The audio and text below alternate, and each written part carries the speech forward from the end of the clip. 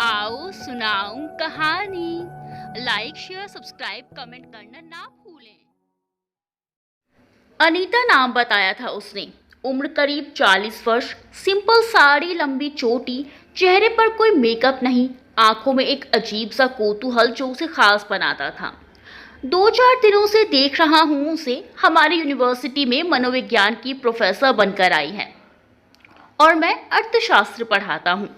साहित्य में रुचि होने की वजह से मैं अक्सर लाइब्रेरी में 1-2 घंटे बिताता हूँ। वह भी अक्सर वहीं बैठी दिख जाती। एक दिन मैंने पूछ ही लिया, क्या आप भी साहित्य में रुचि रखती हैं? जी हाँ, बड़े बड़े कवियों की कविताएं और शायरी पढ़ना खास तौर पर पसंद है। मैं भी छोटी मोटी कविताएं लिख लेती हूँ। वाह, तब तो हमारी खूब जमेगी। मैं उत्साहित होकर बोला। मैंने ध्यान ही नहीं दिया कि सामने बैठी अनीता जी कुछ गलत ना सोच ले, लेकिन उसकी आंखों में भी चमक उभर आई थी। होठों पर मन सी मुस्कान उसे और सुंदर बना रहे थे। हमारी खूब अच्छी बनने लगी थी। अक्सर हम लोग लाइब्रेरी में पुरानी किताबें निकालते और फिर घंटों चर्चा करते। व्याख्याओं के लिए लाइब्रेरी में 2 कमरे अलग थे, जिनमें शीशे के दरवाजे थे ताकि बातचीत से दूसरे डिस्टर्ब ना हो। हम बात ही कर रहे थे कि एक दिन मैंने सवाल दागा। मैंने अक्सर देखा है आप घंटों यहाँ रुक जाती हैं, घर में पति वगैरह इंतजार? मैंने जानबूझकर वाक्य अधूरा छोड़ दिया। वह हंस पड़ी। नहीं, मेरे घर में पति नाम का जीव नहीं जो चाबुक लेकर मेरा इंतजार कर रहा हो। चाबुक लेकर? मैं अपनी हंसी पर काबू न कर पाया। वह मुस्कुराती हुई बोली, जी हाँ, पति चाबुक लेकर इंतजार करे या फूल लेकर, मेरे साथ ऐसा कुछ नहीं है, क्योंकि मैं कुंवारी हूँ। कुंवारी? मैं चौंक उठा और फिर कुर्सी उसके करीब खिसका ली। यानी आपने अब तक शादी नहीं की? मगर क्यों? मैंने झट से सवाल दागा। कभी पढ़ने का जुनून रहा तो कभी पढ़ाने का। शायद एक वजह यह भी है कि आप जैसा कायदे का शख्स मुझे मिला ही नहीं, नहीं तो अब तक कुंवारी ना रहती। तो क्या मैं आपको मिलता और प्रपोज करता तो आप मुझसे शादी कर लेती? मैंने शरारती लहजे में कहा। सोचती तो जरूर, उसने भी आंखें नचाते हुए कहा। वैसे आपको बता दूं, घर में मेरा भी कोई इंतजार करने वाली नहीं। क्या आप भी कुंवारे हैं? कुंवारा तो नहीं, पर अकेला जरूर हूं। बीवी शादी के 2 साल बाद ही एक दुर्घटना में। उफ, सॉरी। तो आपने दूसरी शादी क्यों नहीं की? कोई बच्चा है? हाँ, एक बेटा है, विजय। बेंगलुरु में पढ़ रहा है। अभी तक बीवी को नहीं भूल पाया हूँ। कहते हुए मैं उठ खड़ा हुआ। मेरी क्लास का समय हो रहा है, चलता हूँ, कहकर मैं चला आया। उस पल अपनी बीवी का ख्याल मुझे उद्वेलित कर गया। उसकी सभी यादें मेरी आंखों के आगे तैरने लगी। मैं स्वयं को संभाल नहीं पाया था, इसीलिए चला आया। मेरी संवेदनशीलता को उसने भी महसूस किया था। वह अपने सवाल पर गुमसुम सी हो गई थी। अगले दिन वह स्वयं ही मुझसे बात करने आ गई। बोली, आई एम सॉरी, प्लीज मुझे माफ करना। मैंने आपको आपके वाइफ की याद दिलाई। आप वाइफ की बात करते हुए काफी इमोशनल हो गए थे। हाँ, दरअसल मैं उससे बहुत प्यार करता था। उसके ऐसे अचानक से चले जाने के बाद मैं पूरी तरह से टूट चुका था। बाद में खुद भी संभला और बेटे को भी मैंने ही संभाला। आज वह भी मुझसे दूर है अपने करियर के लिए, तो उनका जिक्र आने पर थोड़ा दिल भर आया था। मैं समझ सकती हूँ। वैसे मुझे लग रहा है कि आप संवेदनशील होने के साथ साथ बहुत प्यारे इंसान भी हैं। मुझे इस तरह के लोग बहुत पसंद हैं। उसने नज़ाकत से बोला। ओके, तो आप मुझे लाइक करने लगी हैं? उसकी बात का रुख अपनी फेवर में करने का प्रयास करते हुए मैं हंस पड़ा। वह कुछ बोली नहीं, बस नजरों से स्वीकृति देती हुई मुस्कुरा दी। माहौल में रोमानियत सी छा गई। मैंने धीरे से उसका हाथ अपने हाथों में ले लिया। जाना पहचाना सा एहसास था उसमें। उसने भी अपना हाथ मेरे हाथों में आराम से दे दिया और फिर दोनों बहुत देर तक बातें करते रहे। समान रुचि और एक जैसे हालात होने के साथ साथ एक दूसरे को पसंद करने की वजह से हम अब अक्सर खाली समय साथ ही बिताने लगे थे। मैं अक्सर उसके ख्यालों में गुम रहने लगा, ना चाहते हुए भी लाइब्रेरी के चक्कर लगाता। 44 साल की उम्र में आशिकों जैसी अपनी हालत और हरकतें देखकर मुझे हंसी भी आती और मन में एक महंगा सा एहसास भी जागता। मुझे इस उम्र में भी 25 का एहसास होने लगा था। मन में एक खुशी की लहर दौड़ती रहती थी। कई महीने इसी तरीके से बीत गए। वक्त के साथ हम एक दूसरे के काफी करीब आ गए थे। वह मुझे अच्छी तरह समझने लगी थी, पर मैं अक्सर सोचता कि क्या मैं भी उसे समझ पाया हूँ। जब मैं उसके पास नहीं होता तो अक्सर उसे गुमसुम बैठा देखता, जबकि मैं उसे सदा मुस्कुराता देखना चाहता था। वह मुझे गुमसुम अच्छी नहीं लगती थी। उसका ऐसे उतरा हुआ चेहरा देख मुझे बेचैनी सी होने लगती थी। एक दिन मैंने साहस कर उससे कह ही दिया, अनीता, क्या तुम्हें नहीं लगता कि अब हमें शादी कर लेनी चाहिए? तुम कहो तो तुम्हारे माता पिता से मिलने आ जाऊं? सुनकर वह एकटक मुझे देखने लगी। उसके चेहरे पर एक पल को उदासीनता सी फैल गई। उसकी यह हालत देख मुझे डर लग गया कि कहीं वह मेरा प्रस्ताव अस्वीकार न कर दे, पर अगले ही पल वह मुस्कुराती हुई बोली, दरअसल मेरे पापा तो बिजनेस के सिलसिले में विदेश गए हुए हैं। मम्मी अकेली मिलकर क्या करेंगी? ऐसा करती हैं, कुछ दिन रुक जाती हैं, फिर तुम मेरे घर आ जाना। मुझे क्या एतराज हो सकता था? अतः मैंने सहज स्वीकृति दे दी। उस दिन वह काफी देर तक मुझे अपने घर वालों के बारे में बताती रही। मैंने आंखों में आंखें डाले उसकी बातें सुनता रहा। कितना अपनापन था उसकी बातों में। वे भले ही 40 की हो गई हो, लेकिन जैसे एक मासूम सा बच्चा उसमें बोल रहा हो। मैं उसकी बातों से आनंदित हो उठा था। वह अपने माता पिता के काफी करीब थी। कहने लगी, मेरे पापा मुझ पर जान छिड़कती हैं। यदि मेरी आंखों में नमी भी नजर आए तो वे अपने सारे काम छोड़कर मुझे मनाने और खुश करने में लग जाती हैं। जब तक मैं हंस ना दूं उन्हें चैन नहीं मिलता। अच्छा, तो तुम्हारे पापा क्या क्या बिजनेस करते हैं? एक्सपोर्ट इंपोर्ट का बिजनेस है। ओके, और मम्मी? मम्मी हाउसवाइफ हैं। घर को इतने करीने से सजा कर रखती हैं कि तुम देखकर दंग रह जाओगे। कोई भी चीज़ इधर से उधर हो जाए तो समझ जाना कि उनके गुस्से से बच नहीं सकोगे। अच्छा, तो मुझे इस बात का ख्याल रखना होगा। अच्छा जी, हम ख्याल ज़रूर रखेंगे। आखिर हमारी सासू माँ हैं। उनका ख्याल नहीं रखेंगे तो किसका रखेंगे? मैंने मुस्कुराते हुए कहा तो वह मेरे सीने से लग गई। मैंने उसका चेहरा अपने हाथों में लेकर देखा। उसकी आंखें भर आई थी। क्या हुआ? मैंने पूछा, पर वह कुछ नहीं बोली। बहुत प्यार करती हो अपने पेरेंट्स से? कभी शादी का इरादा नहीं, मैंने कहा। मेरी बात सुनकर वह हंस पड़ी। हाँ, शायद। मैं अपने पेरेंट्स को छोड़कर कहीं नहीं जाना चाहती हूँ।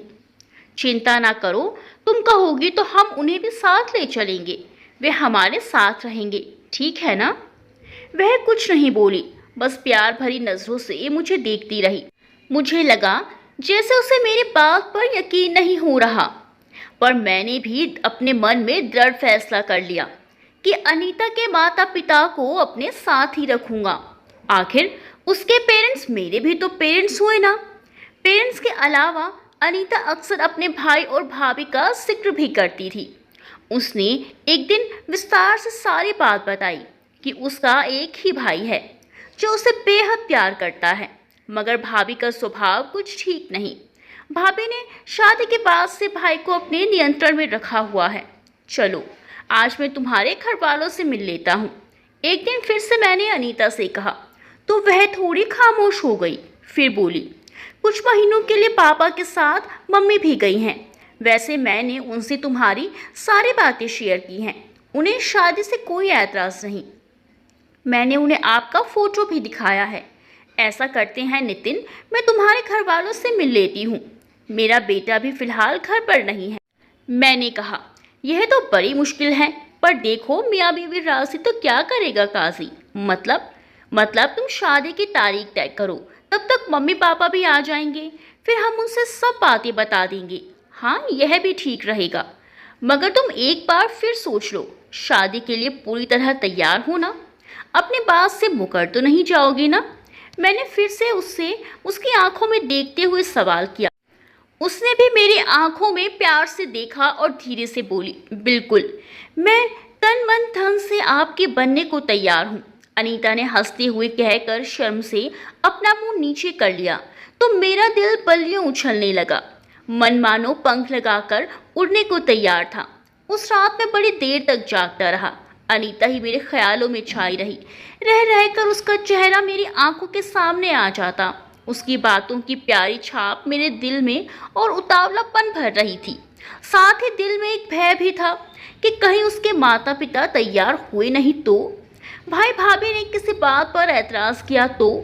मगर अनीता की संयत रहित हाँ ने मेरी हिम्मत बढ़ाई थी। वे मुझसे बहुत प्यार करती है, मेरा हर हाल में साथ देगी। मैंने ठीक 12 बजे अनीता को फ़ोन किया।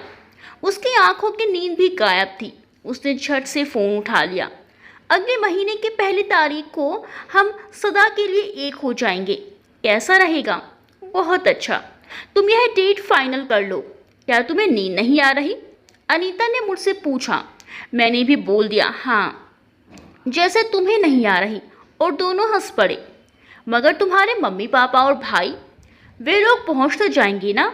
मैं उन्हें अभी बता देती हूँ, खुशी से चहकती हुई अनीता ने कहा तो मेरी सारी शंकाएं दूर हो गईं। अगले ही दिन मैंने अपने खास लोगों को शादी की सूचना दे दी। बेटे से तो यह बात मैंने बहुत पहले ही शेयर कर ली थी। वह भी बहुत खुश था। हमने तय किया कि कोर्ट मैरिज करके रिश्तेदारों को पार्टी दे देंगे। धीरे धीरे समय गुजरता गया। शादी का दिन करीब आ गया। यूनिवर्सिटी में भी सबको इसकी सूचना मिल चुकी थी। हमारे रिश्ते से सब बहुत खुश थे। अब हमें जोड़े के रूप में देखने को उतावले थे। शादी के एक सप्ताह पहले जब मैंने अनीता से उसके घर वालों के बारे में पूछा था तो वह बोली कि सब आ जाएंगे। मैंने अपनी सहमति दे दी। शादी का दिन भी आ गया। मेरा बेटा 4 दिन पहले आ चुका था। हम घर से सीधा कोर्ट जाने वाले थे। इसी पार्टी में मेरे और अनीता के सभी परिचितों और रिश्तेदारों को मिलना था। वैसे मेरे बहुत ज़्यादा रिश्तेदार शहर में नहीं थे और शहर के बाहर के रिश्तेदारों को मैंने बुलाया नहीं था। अनीता ने अपने रिश्तेदारों के बारे में कुछ ज़्यादा नहीं बताया था। ठीक 11 बजे हमें कोर्ट पहुंचना था। मैं 10 बजे ही पहुंच गया। 11 बज गए पर अनीता नहीं आई। फ़ोन किया तो फ़ोन व्यस्त मिला। मैं बेचैनी से उसका इंतज़ार करने लगा। मैं घबरा भी रहा था। फिर करीब 12 बजे अनीता अपने 2-3 महिला मित्रों के साथ आई। एक वृद्ध आंटी और उनका बेटा भी था। मैं अनीता को अलग ले जाकर उससे घर वालों के बारे में पूछने लगा। वह थोड़ी घबराई हुई सी थी। उसकी आंखों में एक उदासी थी। बोली, मम्मी पापा और भाई सब एक साथ आ रहे हैं। ट्रेन लेट हो गई है, अब वे टैक्सी करके आएंगे। चलो फिर हम उनका इंतज़ार कर लेते हैं। मैंने कहा तो वह खामोशी से बैठ गई। करीब 1 घंटा और गुजर गया। इस बीच अनीता ने 2-3 बार अपने घर वालों से बात की।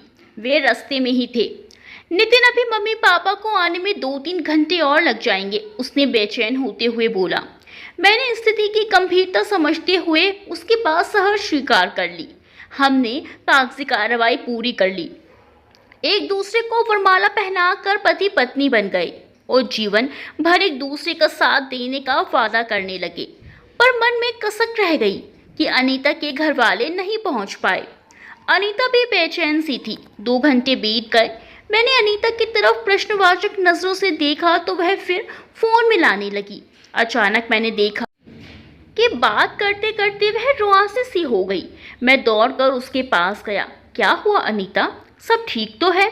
नहीं, कुछ ठीक नहीं है, वह परेशान स्वर में बोली। मेरे मम्मी पापा का एक्सीडेंट हो गया है।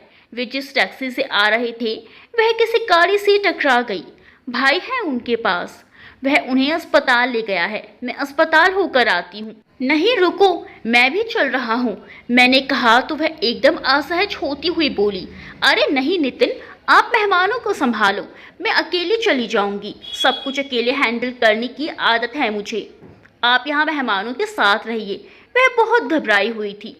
आदत है तो अच्छी बात है अनीता, पर अब हम पति पत्नी हैं और अभी वादा किया है साथ निभाने का, तो कैसे तुम्हें ऐसे गंभीर हालात में मैं अकेला छोड़ दूं?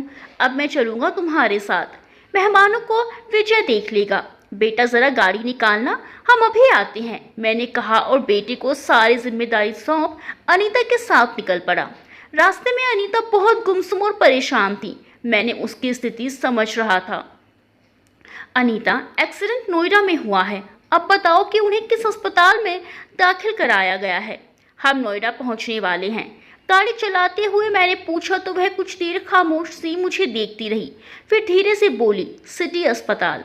मैंने तेजी से गाड़ी सिटी अस्पताल की तरफ मोड़ दी। अनीता, फ़ोन करके पूछो कि अब उनकी तबीयत कैसी है, चोट कहाँ कहाँ लगी है, कोई सीरियस बात तो नहीं। और हाँ, यह भी पूछो कि उन्हें किस वार्ड में रखा गया है। मेरी बात सुनकर भी वह खामोश रही। उसे परेशान देख मुझे भी बहुत दुख हो रहा था, अतः मैं भी खामोश हो गया। गाड़ी अस्पताल तक पहुंच गई तो मैंने फिर वही बात दोहराई, अनीता प्लीज़ अपने भाई से पूछो कि वे किस वार्ड में हैं। वह खामोश रही तो मैं घबरा गया। उसे खामोश देख मेरा दिल बैठा जा रहा था। मैं उसे झंझोड़ता हुआ बोला, अनीता तुम मेरी बात का जवाब क्यों नहीं दे रही? बताओ अनीता, क्या हुआ तुम्हें? तुम बोल क्यों नहीं रही हो? तुम्हारे मम्मी पापा कहाँ हैं? अचानक अनीता फूट फूट कर रो पड़ी। उसके आंसुओं का कोई हिसाब नहीं था। मैं उसे देख घबरा गया। कहीं नहीं है मेरे मम्मी पापा, कहीं नहीं है। मैं अकेली हूँ इस दुनिया में, बिल्कुल अकेली। कोई नहीं है मेरा, बिल्कुल अकेली हूँ। वे रोते रोते मेरी शर्ट पकड़ते हुए नीचे जा बैठी। उसे ऐसी हालत में रोता देख मैं घबरा गया। बोला, ये क्या कह रही हो तुम? मम्मी पापा ठीक हो जाएंगे, चिंता न करो अनीता, मैं चल रहा हूँ ना तुम्हारे साथ। तुम बस बताओ उन्हें किस वार्ड में रखा है, मैं हूँ ना तुम्हारे साथ। मैंने उसे ऊपर उठाया और अपने सीने से लगा लिया। अनीता मेरी तरफ देखती रही, फिर भीगी पलकें पोंछते हुए बोली, मैंने तुमसे झूठ कहा था नितिन, मेरे मम्मी पापा बचपन में ही मर गए थे। कोई भाई बहन नहीं है। एक बुआ थी जिन्होंने मुझे पाला पोसा, फिर वे भी इस दुनिया से चली गई। सालों से बिल्कुल अकेली जिंदगी जी रही हूँ, कोई भी तो नहीं है मेरा। मैं एक खामोश समुद्र थी जिसमें तुमने आकर अपने प्यार की कंकड़ दे मारी। मैंने तुमसे झूठ कहा था कि मेरा एक परिवार है, मुझे माफ़ कर दो please. I am sorry Nitin. वह रोए जा रही थी। मैं हैरान सा उसे देखता रहा, फिर पूछा, पर ऐसा करने की वजह? क्योंकि मैं तुम्हें बहुत चाहती हूँ नितिन। जब तुम मेरी ज़िंदगी में नहीं थे तो कोई वजह ही नहीं थी, लेकिन जब तुम मुझे मिले तो मुझे लगता था कि यदि मैंने सच बता दिया तो तुम मुझे छोड़कर चले जाओगे कि दुनिया में एक अकेली औरत का क्या वजूद। मैंने पढ़ने और पढ़ाने में ही अपनी सारी ज़िंदगी बिता दी और आगे भी ऐसे ही बिताने का इरादा था, लेकिन जब तुम मुझे मिले तो लगा कि मेरी ज़िंदगी में तुम जैसा इंसान आ जाए तो मुझे जीने की नई राह मिल जाएगी। लेकिन सच बता देती तो हो सकता था तुम मुझे समझ ही ना पाते। प्लीज़ मुझसे नाराज़ ना होना नितिन, आई लव यू। उसकी यह हालत देखकर मुझे उस पर कतई गुस्सा नहीं आ रहा था, उल्टा उसके लिए सहानुभूति महसूस हो रही थी और मैं उसे देख रहा था। अतः मैंने कहा, झूठी कहानियाँ गढ़ने की कोई ज़रूरत नहीं थी अनीता। मैं तो खुद अकेला हूँ, मैंने भी तुम्हारी तरह ही जीवन को तन्हा गुजारा है, तो मैं तुम्हारी तकलीफ़ कैसे नहीं समझूंगा। और हाँ, मैं वादा करता हूँ आज के बाद तुम्हें परिवार की कभी कमी महसूस नहीं होने दूंगा। मैं हूँ ना तुम्हारा परिवार, हम दोनों अकेले हैं, मिलकर जिएंगे और खुद परिवार बनाएंगे। हमने जीवन तन्हा काटा है, सब साथ मिलकर अपनी तन्हाई को दूर करेंगे अनीता।